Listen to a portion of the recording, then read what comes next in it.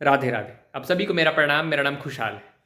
मुझे पता है बहुत सारे बच्चे इस बात को लेकर के परेशान हैं कि उनका सिलेबस इनकम्प्लीट है, उनका सिलेबस अधूरा है। तो मुझे भी बहुत सारे कमेंट आ रहे थे, बहुत सारे मैसेज आ रहे थे, भैया आप अपना सिलेबस का अपडेट दे दो, क्या आपका सिलेबस कंप्लीट हो गया या फिर अधूरा है तो कितना अधूरा है, कौन सा ऐसा टॉपिक है, कौन सा ऐसा चैप्टर है जो आप कंप्लीट नहीं किए हो। तो मैं सब कुछ आराम से आपको डिटेल में बताऊंगा कि मेरा सिलेबस कितना कंप्लीट हो गया है या फिर कुछ पार्ट है जो बचा हुआ भी है। तो इस वीडियो को अंत तक जरूर देखिएगा, क्योंकि इस वीडियो के मैं ये भी बताने वाला हूँ, एक road map, device road map भी बताऊंगा जो कि आपके लिए बहुत ज़्यादा हेल्पफुल होगा। तो इस वीडियो को अंत तक देखिएगा। खैर, सिलेबस पे आते हैं पहले कि मेरा सिलेबस कितना कंप्लीट हो गया है। तो मैं बता दूं कि मेरा सिलेबस जो है फिजिक्स, केमिस्ट्री, बायोलॉजी में लगभग कंप्लीट हो चुकी है। अब कुछ पार्ट बचा हुआ है, कुछ पार्ट बचा हुआ है। मैं पार्ट बताता हूँ। जैसे कि बायोलॉजी की पहले बात करते हैं, तो बायोलॉजी में मेरा मोर्फोलॉजी इन फ्लावरिंग प्लांट्स जो है उस चैप्टर में मेरा जो है वो फैमिली में नई फैमिली जो ऐड हुई है ना, वो मेरा बचा हुआ है ना। पोएसी हो गया, मेलावेसी हो गया, जो भी बचा हुआ है, तो ये मेरी नए वाली फैमिली बची हुई है, बस इसको कंप्लीट करना बाकी है। फिर बात करते हैं केमिस्ट्री में। तो केमिस्ट्री में मेरी जो है इनऑर्गेनिक में साल्ट एनालिसिस जो है वो बचा हुआ है, क्योंकि वो थोड़ा लर्निंग वाला है, तो उसमें मुझे अभी थोड़ा याद करना है। तो वो वाला मेरा थोड़ा बचा हुआ है साल्ट एनालिसिस, तो उसको कर लूँगा तो मेरी केमिस्ट्री लगभग हो जाएगी। और हाँ, केमिस्ट्री में मेरा एक चीज़ और बचा हुआ है, इक्विलिब्रियम। इक्विलिब्रियम में भी आयोनिक वाला पार्ट, वो वाला मेरा थोड़ा सा बचा हुआ है। तो केमिस्ट्री में मेरे ये दो बचे हुए हैं, बाकी मेरी लगभग लगभग हो चुकी है ना, कुछ वैसा बचा हुआ नहीं है। फिजिकल में भी हो गया है और ऑर्गेनिक भी हो ही गई। फिर बात करते हैं फिजिक्स की। तो फिजिक्स में वो भी मेरा लगभग हो चुका है, बस यूनिट एंड डायमेंशन थोड़ा देखना बाकी है। यूनिट एंड डायमेंशन कर लूँगा तो लगभग मेरी फिजिक्स भी हो जाएगी, क्योंकि मॉडर्न वगैरह भी सारा हो ही गया है। हाँ, लगभग हो ही चुकी है ना। तो बस ये यूनिट एंड डायमेंशन बचा हुआ है, फिर मेरी फिजिक्स, केमिस्ट्री, बायोलॉजी तीनों कंप्लीट हो जाएगी। तो मैं उम्मीद करता हूँ कि फरवरी तक, क्योंकि अब 4-5 दिन बचे हुए हैं, तो उसमें मेरा कंप्लीट हो ही जाएगा। और मार्च से जो मेरा प्लान है, बस रिवीजन और टेस्ट, जितना से ज़्यादा रिवीजन कर सकूँ, जितना ज़्यादा टेस्ट दे सकूँ, क्योंकि उसके बाद फिर 2 ही महीने बचेंगे ना, क्योंकि 3-4 दिन करने में ये लग ही जाएंगे। तो फिर बचा मार्च और फिर अप्रैल, तो 2 महीने जो मेरा प्लान है, मैं ज़्यादा से ज़्यादा टेस्ट दे सकूँ और ज़्यादा से ज़्यादा रिवाइज कर सकूँ, रिवीजन कर सकूँ, तो वो मेरे लिए बहुत ज़्यादा हेल्पफुल होगा और बहुत ज़्यादा क्वेश्चन प्रैक्टिस कर सकूँ, है ना।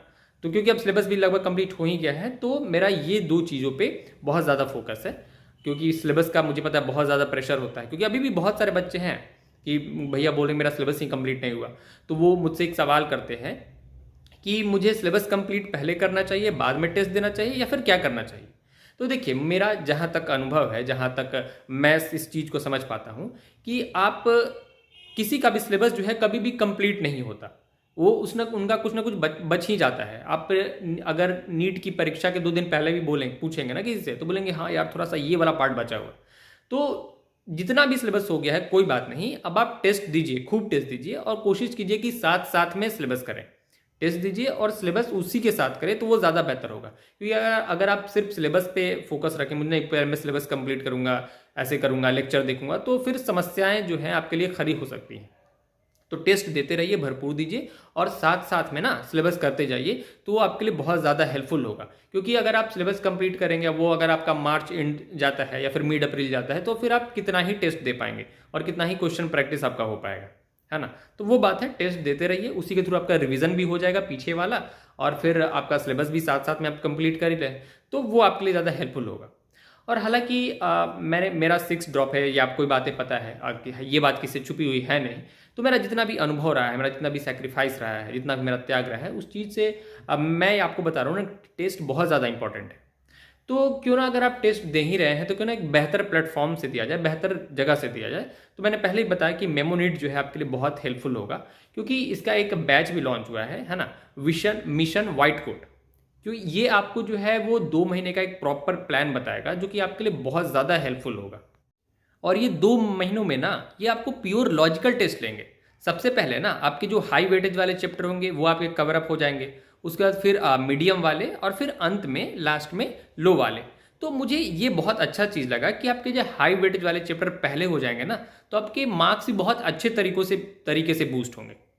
और फिर ना जैसे ही आप इसमें टास्क पे क्लिक करते हैं ना, तो इसमें एक रिवीजन सेक्शन खुल जाता है, जिसमें आपको एक नोट्स मिल जाएंगे, क्योंकि बहुत अच्छे तरीके से बनाया हुआ गया है और इसमें आप पूरा चैप्टर, होल चैप्टर आप रिवीजन कर सकते हैं। अभी मजा आएगा ना भिड़ो। और जो इसका अगला टास्क है, जो कि बेस लेवल से आपको हायर लेवल तक के क्वेश्चन कराएंगे, और हाई वेटेज वाले जैसे कि मैंने बताया वो मुझे बहुत मेरा फेवरेट है, वो तो आपको कवर कर ही रहा है। तो ये मुझे बहुत अच्छा लगा। और आपको अगर टेस्ट सीरीज चाहिए तो इसमें ब्रह्मास्त्र टेस्ट सीरीज, जो कि सबसे बेस्ट टेस्ट सीरीज है ना, क्योंकि 96% क्वेश्चन जो इसके डायरेक्टली नीट 2025 में आए थे, जो कि बहुत टफेस्ट पेपर था in the history of NEET, आप भी जानते हैं। तो वो चीज़ें बहुत मुझे अच्छा लगा। और जो ये वाइट कोट जो बैच है वो 7 दिन के लिए फ्री भी है, तो आप कम से कम ट्राई तो करके देखिए, कम से कम आपको समझ में तो आए कि क्या चीज़ है क्या नहीं है। तो बस ट्राई करके देखिए कि कैसा है क्या है, तभी तो आपको पता चलेगा, इसका महत्व पता चलेगा। तो आपको लिंक जो है वो डिस्क्रिप्शन में मिल जाएगा, वहाँ से आप जाइए, डाउनलोड कीजिए। और अगर आप ड्रॉप नहीं अफोर्ड कर सकते हैं तो मेमोनीट को लीजिए और अपना जो भविष्य है उसको बेहतर कीजिए। खैर, अब आते हैं उन बच्चों की बातों पे जो बोल रहे हैं कि भैया मेरा सिलेबस इनकम्प्लीट है, अधूरा है, कुछ तो उपाय बताओ, कुछ तो करो, कुछ तो सोचो मेरे बारे में। तो मुझे यहाँ पे एक लाइन याद आ रही है कि द्वंद्व कहाँ तक पाला जाए, युद्ध कहाँ तक टाला जाए, तू भी राणा का वंशज है, फेंक जहाँ तक भाला जाए। मैं इस लाइन का इसलिए जिक्र कर रहा हूँ ना कि जितना संभव हो सके, जितना प्रयास आप कर सकते हैं उतना कीजिए इन 2 महीनों में, जितना संभव हो सकता है उतना ताकत लगाइए, उतना ही हिम्मत से कोशिश कीजिए। अरे ठीक है, सिलेबस इनकम्प्लीट है, क्या होगा, बहुत ज़्यादा तो थोड़े मार्क्स कम आ जाएंगे, लेकिन हम कोशिश ही छोड़ दें, ये कौन सी मतलब महानता हुई। जितना संभव हो पा रहा है इन 2 महीनों में पूरा जान लगा दीजिए। सिलेबस इनकम्प्लीट है, कंप्लीट है, फर्क नहीं पड़ता। आप कोशिश करेंगे तो वो भी हो जाएगा। आप कोशिश तो कीजिए, जितना हो सके वन शॉट देखिए, बहुत सारे वीडियोस भरे पड़े हैं, वो देखिए, है ना।